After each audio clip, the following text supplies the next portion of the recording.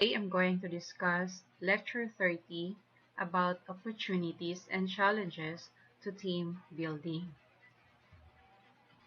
There are challenges in team development, and we need to bear in mind that when you bring a group of diverse individuals together to form a team, challenges such as communication and relationship issues can result. As a small business owner, know that putting a team in place isn't enough. The dynamic and complex nature of a team calls for a strong and decisive leader for guidance. So there are also potential challenges we need to consider. Number one is the lack of diverse skills and interests. If a team consists of members with similar skills and interests, the purpose of the team may not be achieved. Consider the scope of the project before selecting team members to determine which skills and interests best serve the team. Choose team members who have a range of different skill sets and interests.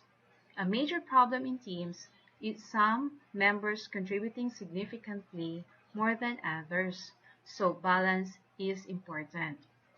So we need to take note that in this team is challenged to choose members that have different perspective and skills because it is in this that we can able to achieve or attain a balance of working environment. Okay, so let's proceed to the poor communication. When individuals work as part of a team, communication during all phases of the project is a key component. If a team member treats his role as an independent one, communication suffers. If the team leader doesn't communicate with the team members, the project flow suffers. Hold team meetings to discuss the progress of the project. Ask team members about your successes and challenges in teamwork to gauge the level of communication. So as they say, a teamwork makes a dream work. So ato gining ma-apply ani nga one of the challenges no to avoid poor communication. Okay, so next is the lack of leadership. Team needs leaders to offer a sense of purpose and direction. Lack of effective leadership challenges effective team development. Without a strong leader to guide the team and hold members accountable, the team may lose morale and momentum. Commit yourself to monitoring the team's performance and offering support as needed. If you can't be present during team meetings, appoint a team leader. Introduce the leader and his role to the team to prevent competition for the role from other team members. So, as a leader, you need to act as one. So, imo jung buhaton no na mahimo jud kang head of the team by choosing someone if you are not around during meetings. Because to increase your team, you need to have a strong leadership. So let's proceed to number 4, challenge. It is the role confusion. Even though a team works together to achieve a goal, each person needs to know his specific role within the team. Otherwise, role confusion results. When team members lack an understanding of their specific roles or choose not to follow through with their roles, the team cannot develop as a cohesive and well-functioning unit. As a small business owner, develop specific, well-defined roles for each team member. Explain each role in detail to each team member to avoid confusion. Monitor team members to make sure they adhere to their assigned role. So meaning each one of the team should know your part and your role or even the job description assigned to you. In that way, you can avoid role confusion and you can able to attain detailed work that makes a team well coordinated. Okay, so another one is the interpersonal one is interpersonal conflict. Conflict within a team is inevitable and one of the major problems in teamwork. How team members deal with conflict is critical to team development. Invest time in training for yourself and your employees in conflict resolution skills. With the skills to effectively resolve conflict, your team can work together to stay on track without your constant intervention. So this explains that a team needs to have training and workshop in relation to interpersonal conflict. It is best to understand each other's capacity and function for a team to go forward. Okay, so let's proceed to number 6 challenge, the poor work environment. A team needs a specific place to meet. It needs to be quiet and conducive to effective teamwork. If the team is virtual, the members need to agree on a set of virtual tools like the communication, file sharing, project, and task monitoring to help the team work together to accomplish goals.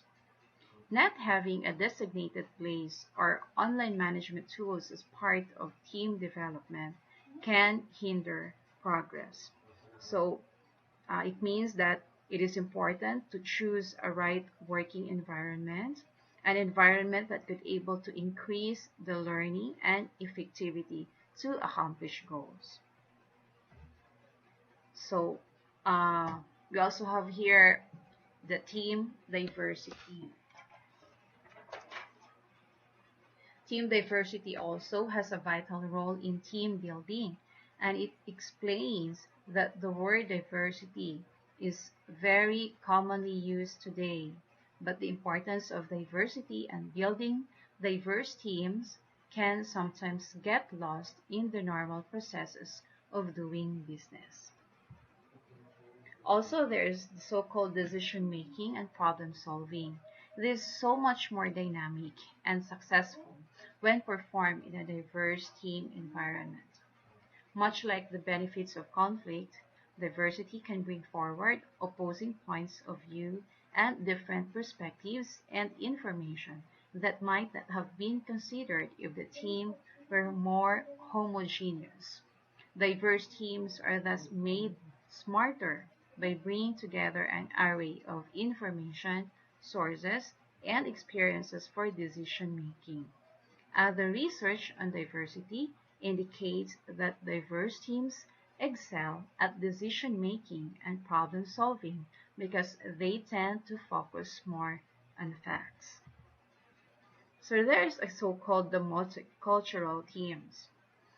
It explains that as globalization has increased over the last decades, workplaces have felt the impact of working within multicultural teams. The earlier section on team diversity outlines some of the highlights and benefits of working on diverse teams, and a multicultural group certainly qualifies as diverse. However, there are some key practices that are recommended to those who are leading multicultural teams so that they can parlay the diversity into an advantage and not be derailed by it. So we have cultural differences that can cause destructive conflicts in a team. So it is one, the direct versus indirect communication.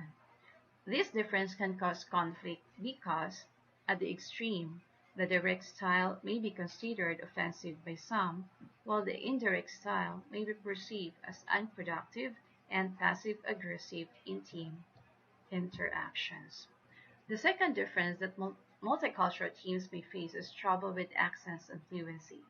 When team members don't speak the same language, there may be one language that dominates the group interaction, and those who don't speak it may feel left out. The speakers of the primary language may feel that those members don't contribute as much or are less competent. So in this kung ano, ikaduha nga difference kaning multicultural teams, dili gid mo makita kung saan ka ang difference kung same yun mo o like dialect, that you speak in a team, no? Para wala dyan ma-left out sa usa ka grupo. Because usually ang mahitabo if ang mahitabo if ang mag-dominate sa usa ka team is on katong yung mas daghan ang kabalo sa usa ra ka dialect. So the tendency is the others may left out of the group. So it is better that we need to, in a working environment, we need to speak for only one language to make it more efficient and effective. Okay.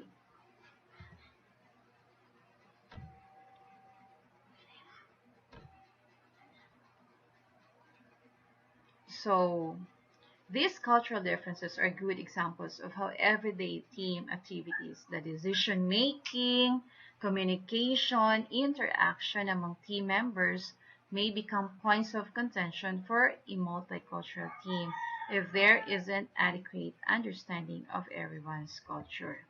So that's all for today. Thank you. And I hope nga mas nasabtan ninyo ang karon nga lecture and napay additional learning para sa ato ang tanan. Thank you again and may God bless you.